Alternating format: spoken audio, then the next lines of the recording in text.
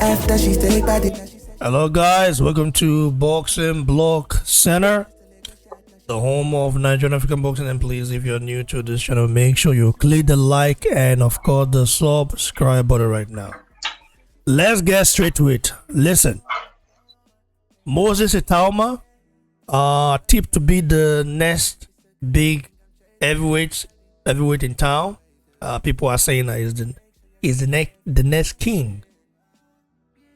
I'm still not buying into the hype yet, because I feel Itauma has not be tested already. Because yeah, of course we know he fought Desmond McCain and he did a better job, against McCain, than the previous guy that fought McCain did. But the problem is, I haven't seen Itauma take a punch, a clean one.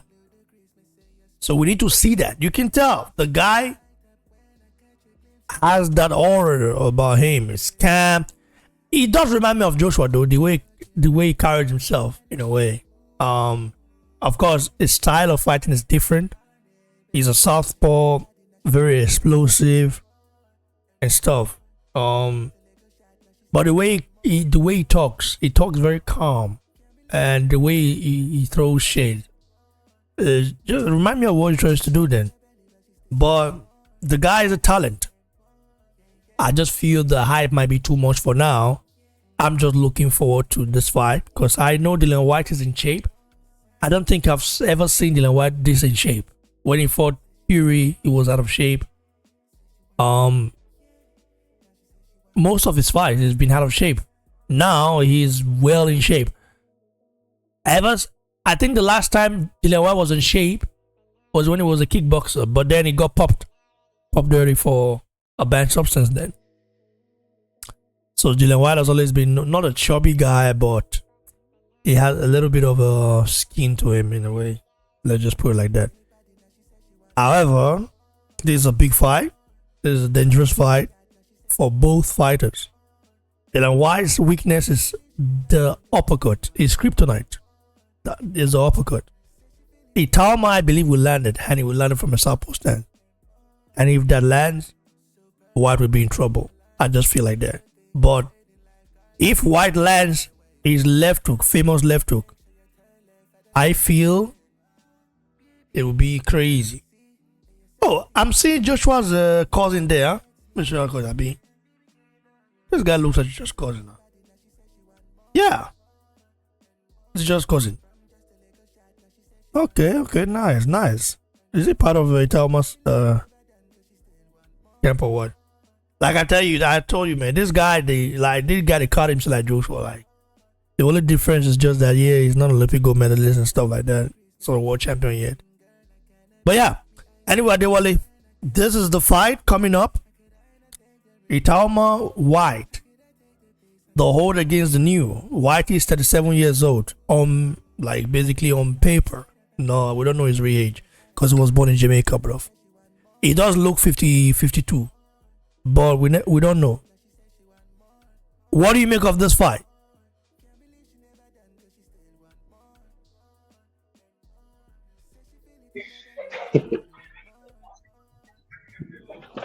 Ah man, this one is a good fight, man. Classic example, and I'm going to sound cliche because everybody has already said this. All the media houses, they've said it over and over. Classic matchup between young lion and old lion. And it's an opportunity for Moses Itauma to collect the baton from Dillian Whyte. I feel like amongst the guys of White's generation, and by the way, shout out to Dillian Whyte and everybody there, Tyson Fury, Anthony Joshua, Deontay Wilder, those guys, they gave us a decent heavyweight class between 2014 and 2025-ish, about 11 years.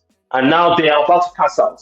I hope both guys come out healthy at the end of the fight, especially Dillian Whyte, because Dillian has taken too many punches in his career. He's been punched so many times. As a matter of fact, Dillian currently has a bulge on his forehead.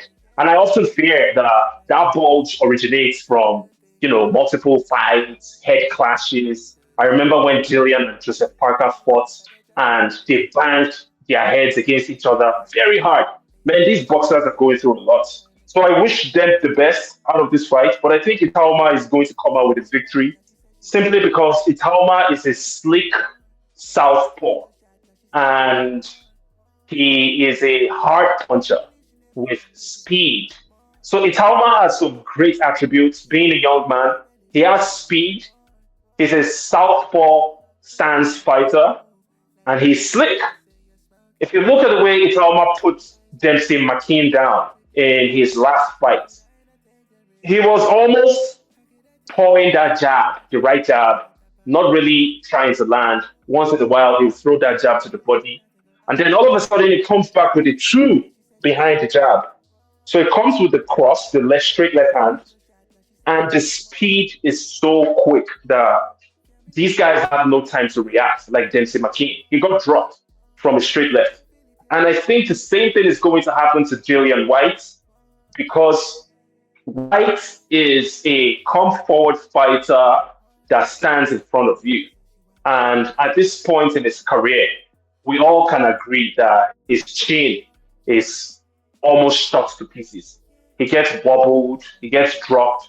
In his last fight against Ebenezer Tate, he was looking super sluggish. He wasn't looking good at all, to be honest. I actually felt sorry for Whyte. And this is a guy, me personally, I'm not a Dillian Whyte fan. I've always criticized Whyte. I just don't like Dillian Whyte. But for the first time, I'm finding myself actually rooting for him. And I think it's more about just feeling sorry for him and thinking about the career that he has had. And I just feel sorry for him. That's why I'm rooting for him. But I don't think he can pull it off. If he pulls it off against Itauma, I'll be very happy for him, to be honest. I'll be very, very happy for Dillian. But I just don't really see that happening. And I think this fight might be, in my own honest, humble prediction, it's probably 70-30 in favor of Itauma. Yeah, man. It would be crazy. The fight is going to be interesting, though. How do you see Itauma approaching this fight? Itauma, haven't listened to a lot of his interviews. And by the way, he's a very well-spoken young man. Itauma is going to stick to the game plan. I don't know what the game plan is, but from his interview and just analyzing his psychology, he's someone that would listen and rely on the instruction of the coaches. So I feel like he's going to stick to the game plan that he have.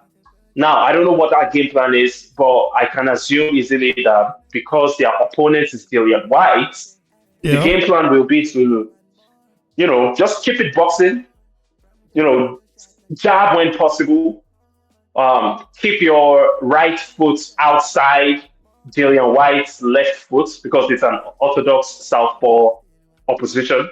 Put that jab to the body when possible. And whenever you get that opportunity, follow up with the left hand. I think that's what Itauma is going to do. Plus, Itauma has a good variation. So Dillian is not only expecting the straight left, he's going to be expecting the uppercuts, the left uppercuts. And that would hurt Dillian once that lands. But at the same time, Itauma, this might be the first time we see him get his chin tested. But I think Dillian might be too slow to land on Itauma. I feel so. But Dillian has enough experience to figure out a way to land on him. So yeah, that's pretty much my assumption for the game plan. Itauma will be boxing, just keeping a regular stick and move, and when the opportunity comes, throw the left. For you, is Itauma the real deal for you, or you need to see more? Oh no, I absolutely need to see more. He's not yet the real deal. For the guys in their generation, the only guy that I rep very, very high is Ajit Kabayo. And Kabayo is probably not even in Itauma's generation at this point because he's way older, bro. Kabayo is older, bro. Mm-hmm. Yeah, so for me, Kabayo is the number one guy. Didn't Kabayo beat Chisora in Monaco then in 2017, if I'm not mistaken? Yes, he did. Around that time, he beat him, and we called it an upset. We were like, how can this guy beat, or nobody beat Chisora? But funny enough, Chisora was out of shape, but he couldn't knock Chisora out. So I'm just surprised how Kabaye became such a knockout artist, right? Weird.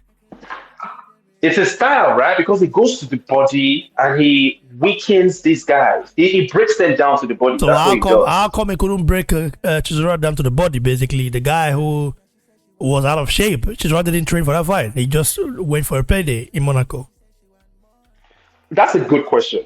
And this is, I'll be honest, although I watched that Chisora fight and Caballero from like 7, 8 years ago.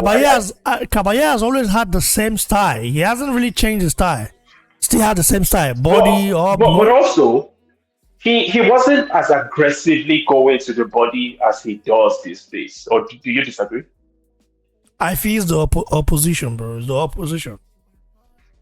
Mm. I mean, Chisora is tough, man. Even Usyk couldn't put a dent on Chisora. Usyk. So Chisora is a wrong side. Whyte knocked out Chisora in the second fight.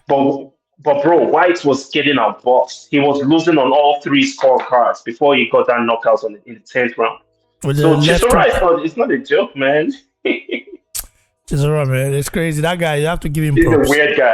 He's a weird guy. But we'll see what would happen, man. So, guys, I think I would. What do you think about Itauma? You already said you don't think he's the real deal yet, but if he knocks out listen, even though he's my Nigerian brother, I feel like the hype isn't the workmanship. The hype is bigger than the workmanship. Basically, as of now, there is more hype than workmanship. I need to see your workmanship first before I say yes, you are the real deal. I need to see him take a punch. I mean, a clean one. Like, and then see how he reacts. Because, all these guys, I don't want to jump into this. I don't want to become jump into the bandwagon and say, oh yeah, these guys are the. I need to see it first. Yep. Because up to Joshua Whyte or Joshua Klitschko, we were just saying Joshua, like, of course Joshua was like very popular and stuff like, but I mean, I didn't believe in the ability of Joshua the way I believed after the Whyte and Klitschko fight. The Klitschko fight actually made me believe more because it was out on his, basically it was about to be knocked out. So yeah, he came back and kept fighting and stuff.